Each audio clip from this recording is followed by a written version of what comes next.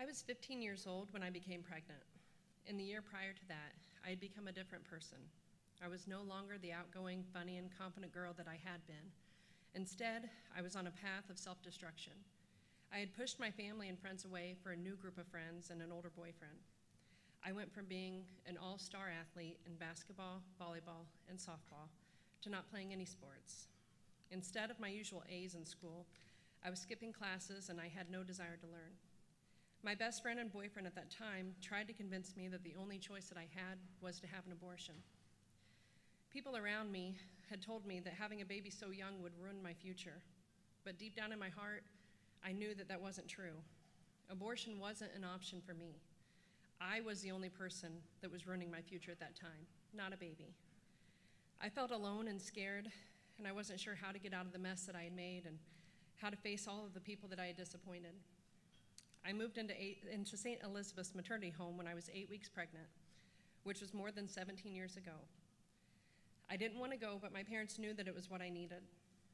As it turned out, this was the place that helped me to start over, to right my wrongs and to prepare, not only for motherhood, but for life as an adult.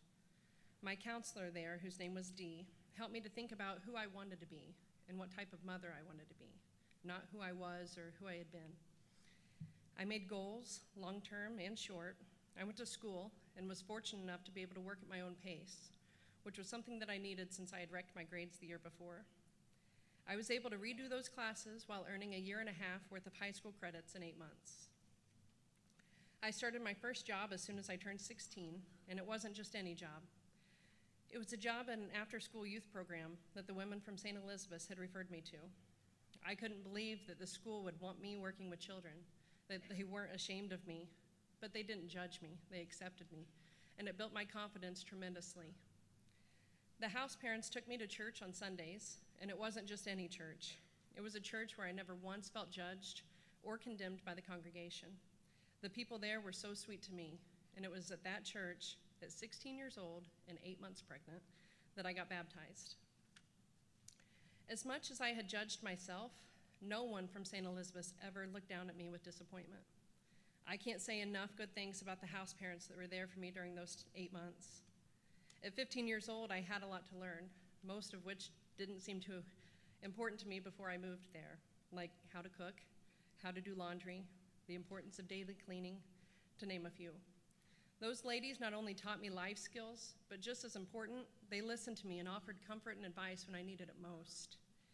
I had a very close bond with one of them. Her name was Jerry, and she is still on my list of top 5 people that have shaped me into the woman that I am today. When I gave birth to my daughter, Jaden, I looked at her tiny face, and I knew that everything was going to be okay. I moved back home with my family and continued high school.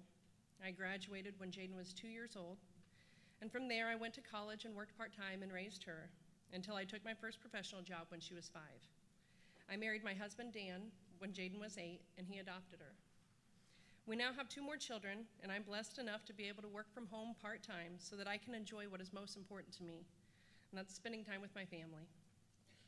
Life hasn't always gone the way that I had planned, but I'm sure of this. Being pregnant at 15 years old didn't wreck my life, it saved it.